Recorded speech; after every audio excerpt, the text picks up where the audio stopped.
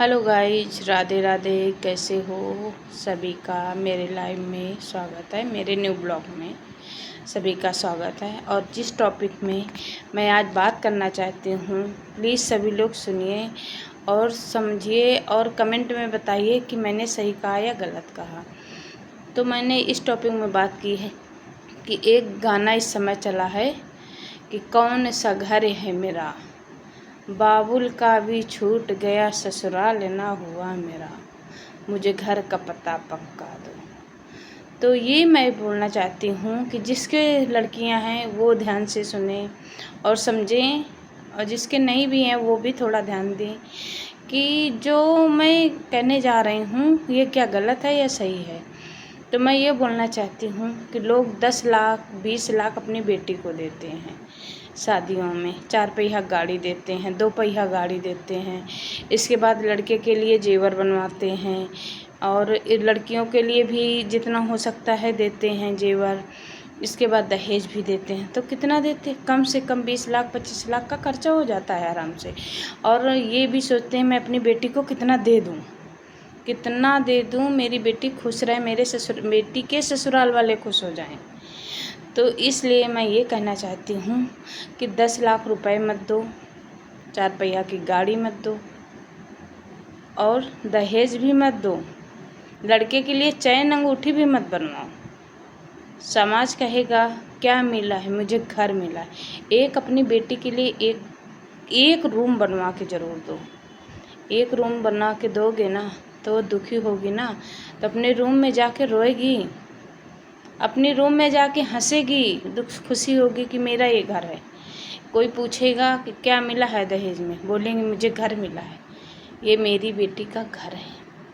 लोग पूछेंगे ये मेरी बेटी का घर है, वो भी गर्व से बोलेगी ये मेरा घर है, ना ससुराल का है ना मायके का है। तो जिसके जिसके पास बेटियां हैं प्लीज़ ज़्यादा मत करिए।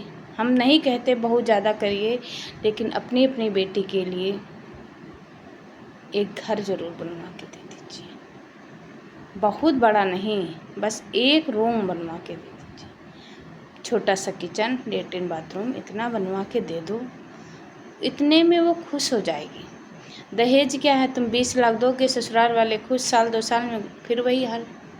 जिसके एक बहू है वो भी खुश नहीं है। अब ससुराल में कितना भी काम कर ले सास का मुंह बना रहता है, कितना भी कर ले उसका मुंह बना ही रहेगा।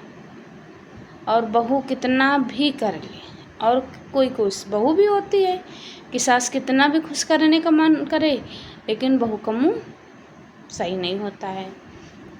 जो इतना काम करते हैं, हम लोगों के ज़माने की बातें गई, लेकिन हम ये कहते हैं कि जो अब हैं उनको ध्यान से सुनना चाहिए और ऐसा ही करना चाहिए कि अपनी बेटी के लिए एक घर बना के ज़रूर देना चाहिए। हाँ, आप पढ़ाते हो लिखाते हो, सक्षम हो गई अच्छी बात है।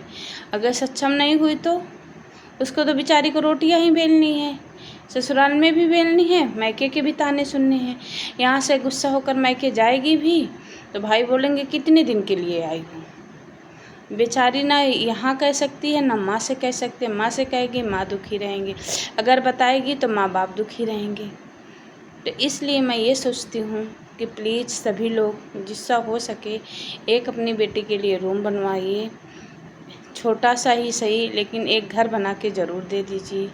वही पैसा जो दहेज में दोगे, 4 पहिया गाड़ी दोगे, उतने में ही छोटा सा घर बन जाएगा। बहुत बड़ा मत दो, एक रूम किचन लेटरिन बाथरूम इतना ही बनवा दो तो उसका वो घर होगा। जो एक गाना चला है ना, वो थोड़ा सा अच्छा भी है, थोड़ा सा दुखी भी है, क्योंकि कई बेटियां ऐसी हैं जिसका ससुराल में भी नहीं होता है और मायके में भी बेचारी दुखी रहती है। भाई हैं, माँ कितने दिन संभाले, किसी की माँ ज़िंदगी तो पार करती नहीं है, बेचारी कितने दिन रहेगी, और रहेगी तो क्या साथ दे देगी, क्योंकि उसके भी बेटे हैं। लोग 4 बेटे हैं, 4 बेटों को खेती देंगे, दहेज देंगे, जेवर देंगे, हर चीज़ दे देंगे, लेकिन बेटियों के लिए कुछ नहीं है। विदा कर दो, ख़त्म काम। वो दोबारा उम्मीद नहीं कर सकती कि मैं अपने पापा से जाके 50 लाख रुपए ले आऊँ, 50,000 रुपये ले आऊँ, लाख नहीं 50,000 रुपये, 10,000 रुपये ले आऊँ। नहीं उम्मीद करेंगी, क्योंकि भाई बोलते हैं क्यों, अब क्या हुआ, पैसा देंगे तो लेने की कोशिश भी करेंगे, कितनी जल्दी हमें हमारा पैसा वापस करें। तो प्लीज़ हाथ जोड़कर मेरी यही प्रार्थना है कि प्लीज़ अपनी अपनी बेटियों के लिए एक घर ज़रूर बना कर दें। मेरा पोस्ट अच्छा लगे, मेरा ब्लॉग अच्छा लगे तो प्लीज़ सभी लोग कमेंट में बताना कि मैंने सही कहा है या गलत कहा है। सभी को थैंक यू। राधे राधे।